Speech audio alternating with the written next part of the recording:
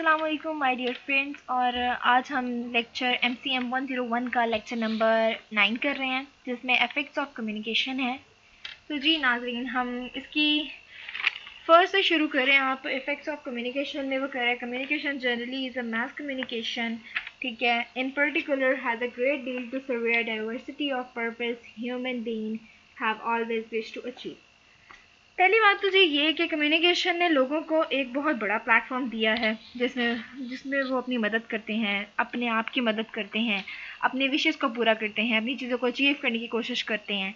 तो ये सबसे पहले जी बात वो ये कर रहा है कि ह्यूमंस को ये प्लेटफॉर्म मिला है, वो इसे अचीव भी कर सकते हैं, इसमें अपनी विशेष भी पूरी कर सकते हैं एक दूसरे से कम्युनिकेट करके। दूसरी बात वो ये कर रहा है कि जी यहाँ से अगर आप देखेंगे फर्स्ट लाइन का मैंने मतलब क्या है, ठीक है। सेकंड में ये बता रही हूँ इस बात का मतलब कि he will be the process of communication skills. तो वो जी इससे ये बात कर रहा है कि मुआशरा अपनी इंटरेस्ट के मुताबिक के पैगामात से फ़ायदा उठाते हैं और एक दूसरे से कम्युनिकेट करते हैं।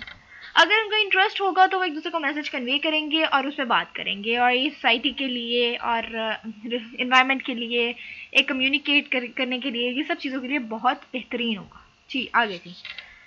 अच्छा, इसमें से फ़िलहाल तो कितनी ऐसा जो इम्पोर्टेंट बात नहीं है, जो चीज़ थी मैंने आपको बता दी है। अच्छा, उसके बाद इसके जो पॉइंट्स आते हैं वो होता है डिस्कवरी। डिस्कवरी मतलब है दरियाफ्त करना, दरियाफ्त, ठीक है। I immediate effort of communication is discovered something from an individual to an idea as a physical exploration as a consequence of generating a message. ये वाली जो लाइन है ये क्या है, इसकी डेफिनेशन। आगे जी हम बात करते हैं। तो इसके वो ये कहता है कि कम्युनिकेट हम इसलिए करते हैं कि ताकि हम एक दूसरे से कोई बात पूछ सकें, कोई बात किसी चीज़ का क्वेश्चन कर सकें। एक दूसरे से कम्युनिकेट करने के लिए भी हमें एक चीज़ की ज़रूरत होती है। अगर हमारे पास कोई पॉइंट नहीं होगा तो हम एक दूसरे से कम्युनिकेट कैसे कर सकते हैं।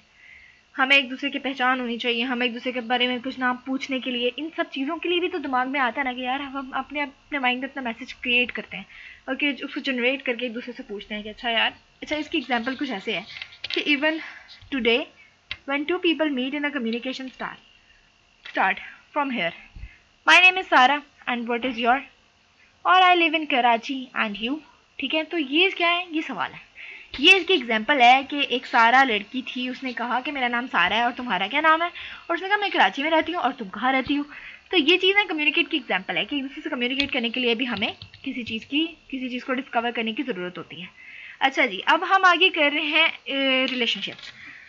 और रिलेशनशिप्स में ये डिस्कवरी के बाद रिलेशनशिप उसका नेक्स्ट स्टेप आता है, ये उसकी डेफिनेशन है, ये 2 लाइंस, एंड ये इसकी एग्जांपल है। आगे रिलेशनशिप्स में वो ये बात करते हैं कि relationship most effective communication, important effect of communication है क्रिएट करना रिलेशनशिप्स को पीपल्स के अंदर और चीज़ों के अंदर, ठीक है। कि the most important effect of communication to create a relationship with peoples and things and around, ठीक है। A piece of communication is always a target towards the other people with whom to want to have a relationships, and with a relationship to friends and enmity all already exist। अच्छा, वो ये कहता है कि जी बहुत important चीज़ है relationship, और आप रिलेशनशिप बनाना चाहते हैं तो आपको किसी के साथ कोई रिश्ता या दोस्ती या दुश्मनी जो पहले से मौजूद हो, कम्युनिकेशन का असर ये होता है कि आप उसको न्यू रिलेशनशिप, न्यू डायमेंशन में, न्यू तरह से उसको बिल्ड करें। लाइक दैट, एक हम लोग पैदा होते हैं, इस दुनिया में आते हैं, तो सबसे पहले हमारे पास एक माँ बाप का रिलेशनशिप होता है, उसके बाद हमारे पास बहन भाइयों का रिलेशनशिप होता है, उसके बाद हमारे चाची, हाला, ताई, मासी, सारे सबका रिलेशनशिप होता है। तो जी ये हम लोगों के पास ये रिलेशनशिप्स होते हैं, और रिलेशनशिप कम्युनिकेट करने के लिए बहुत इंपॉर्टेंट है क्योंकि वो हमें हमारे वेज बताते हैं।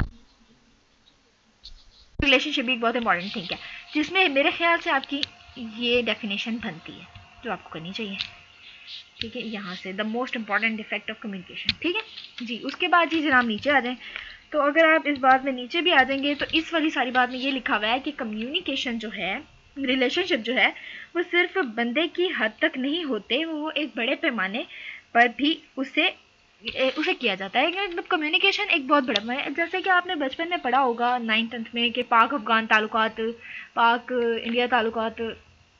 तो ये सब जो ताल्लुकात हैं ये एक रिलेशनशिप बिल्ड करते हैं। ये हमारा सिर्फ एक बंदे से रिलेशनशिप नहीं है, ये मुल्कों से रिलेशनशिप्स हैं।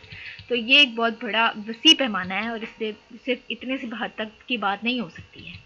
आगे आ गया हेल्पिंग आउट अदर्स। तो हेल्पिंग आउट अदर्स की में वो ये बात कर रहे हैं, hallmark of communication effect to the human effect of provide assistance on other followers beings, ठीक है, it is due to communicate in one part of the world to another suffering a immunity and save to variety of.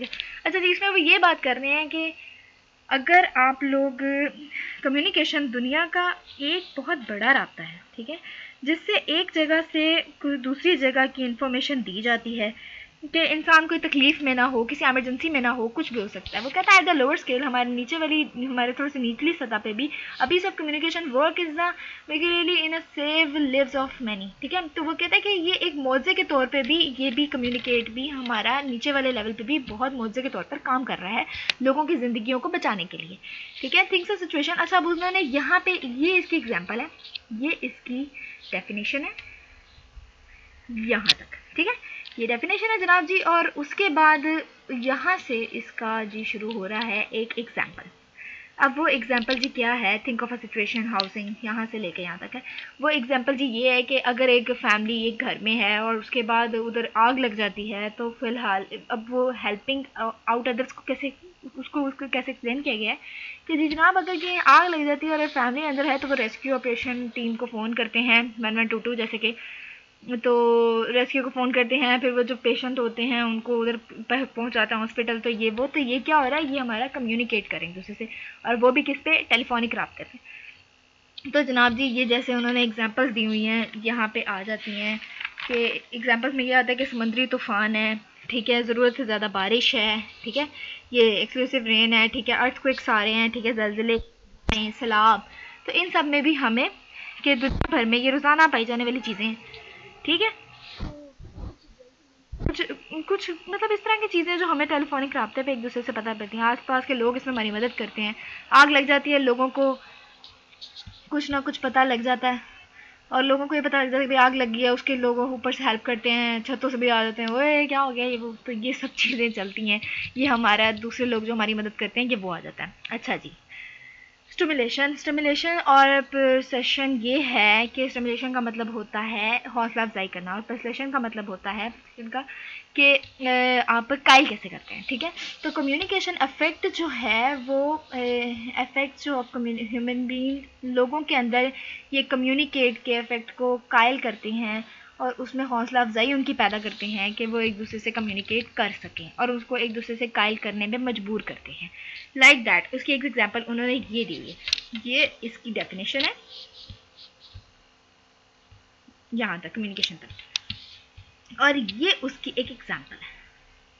अच्छा जी, अब example में वो ये बता रहा है जनाब जी कि मिसाल के तौर पर कि किसी चीनी का तनाज़ा हो रहा है जी, और वो अपील की जा रही है कि लीडर्स लोगों को कि चीनी को कम इस्तेमाल करें। लीडर्स हमें कह रहे हैं कि हमारे लीडर्स हमें कह रहे हैं कि भाई चीनी को प्लीज़ कम इस्तेमाल करें।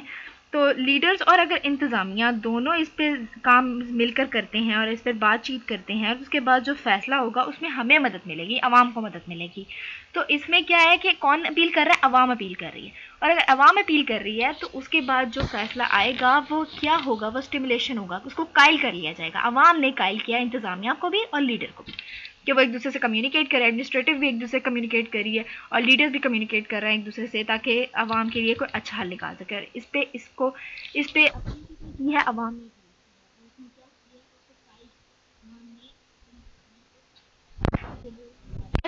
असरअंदाज करे, अपना कोई रिएक्शन करे। अच्छा, अब वो कहता है among effects of communication one huge area is to relieve which effective when exchange of idea even receiving a message is don't in common life।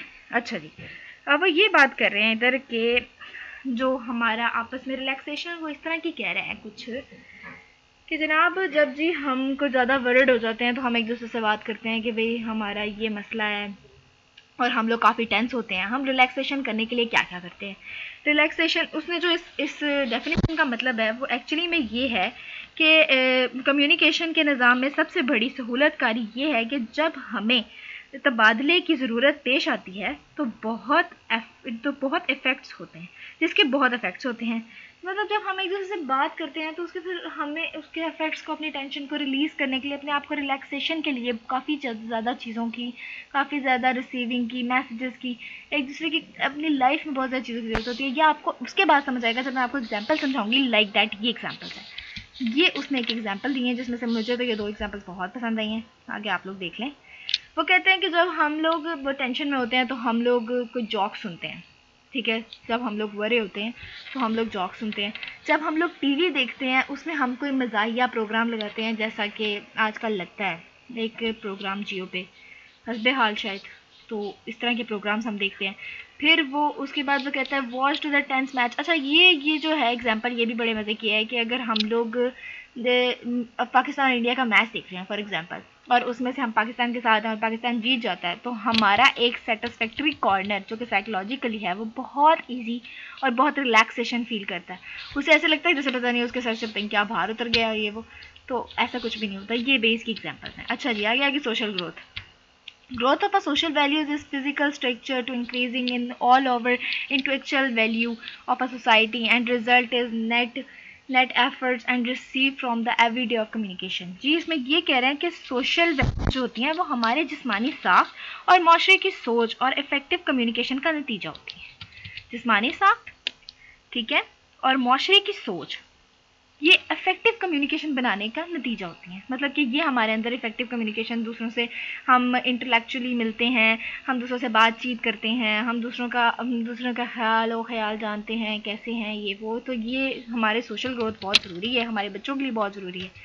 तो ये सब चीज़ें भी बहुत ज़रूरी हैं। अच्छा, इन 2 पैसेजेस में इतना कुछ नहीं बताया गया, ना कहीं ना ये करने हैं ना इसकी ज़रूरत जी। उसमें वो ये कह रहा है कि आमतौर पर एक माशरे में रहने वाले लोगों की हम-आहंगी से लोगों को ताकत मिलती है, ठीक है, कि एक जहाँ पे हम लोग एक माशरे में रहेंगे, उन सब का आपस में बाहम होना, उन सब की हम-आहंगी होना, उससे क्या होगा, एक दूसरे को ताकत मिलेगी, एक दूसरे से हम बात आराम से कर सकते हैं। एक गांव में जब हम लोग रहते हैं तो फिर पहले बड़ा वो मुश्किल होता था कि जब एक पूरे बंडल के लोग जाते थे एक ग्रुप के, फिर वो एक दूसरे गांव से जाके कम्युनिकेट करते थे, तो फिर उन दूसरे में हम-आहंगी होती थी, हम वो आपस में बातचीत कर सकते थे। तो ये चीज़ें सोशल ग्रोथ के लिए बहुत ज़रूरी है।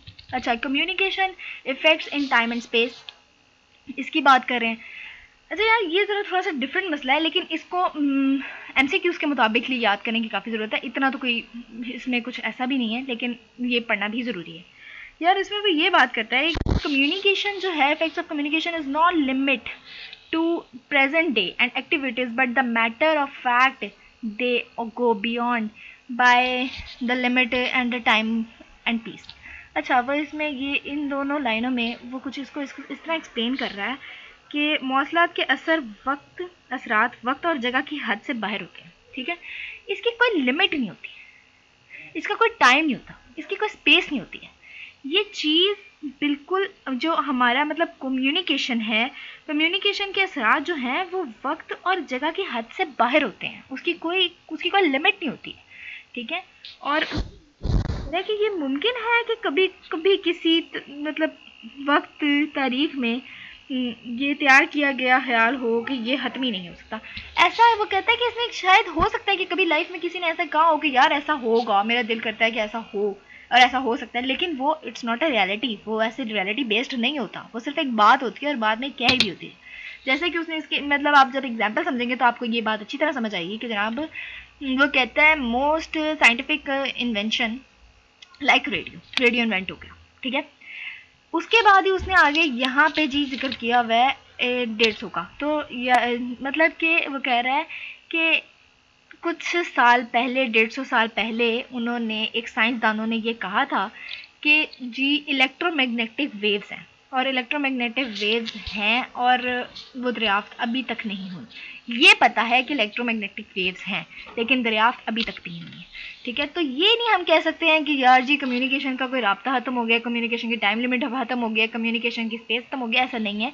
कम्युनिकेशन अब चलती रहेगी और ये चलती आनी है जैसे लोगों ने ये कहा, लेकिन इस साइंसदान अभी तक भी लगे हुए हैं कि यार इलेक्ट्रोमैग्नेटिक वेव्स हैं, अभी तक फाइंड आउट नहीं हो रही।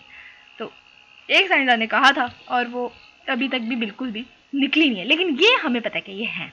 तो जनाब ये वो इसकी के ऊपर बात कर रहा है। मैं आपको फिर यही बात समझा रही हूँ कि कम्युनिकेशन के असरात वक्त और जगह की हद से बाहर होते हैं। ये मुमकिन है कि कभी किसी वक्त तारीख में तैयार किए गए ख्याल हों लेकिन ये हतमी नहीं होते हैं। इस बात को दोबारा मैंने रिपीट कर दिया है कि ये कोई हतमी बात नहीं होती है। अभी भी ये कहा जाता है कि इलेक्ट्रोमैग्नेटिक वेव्स हैं इस दुनिया में, लेकिन वो अभी तक भी हमें मिली नहीं है। तो जनाब ये था हमारा लेक्चर और उम्मीद है आप लोगों को पसंद आया होगा। प्लीज़ हमारे चैनल को सब्सक्राइब करें और शेयर करें और लाइक करें। और आप जो भी मुझसे सवाल करेंगे इंशाल्लाह हम आपको जवाब देंगे और पूरी कोशिश करेंगे आपके पास नीचे कमेंट्स में हमें आंसर करें। Thank you so much. अल्लाह हाफ़िज़।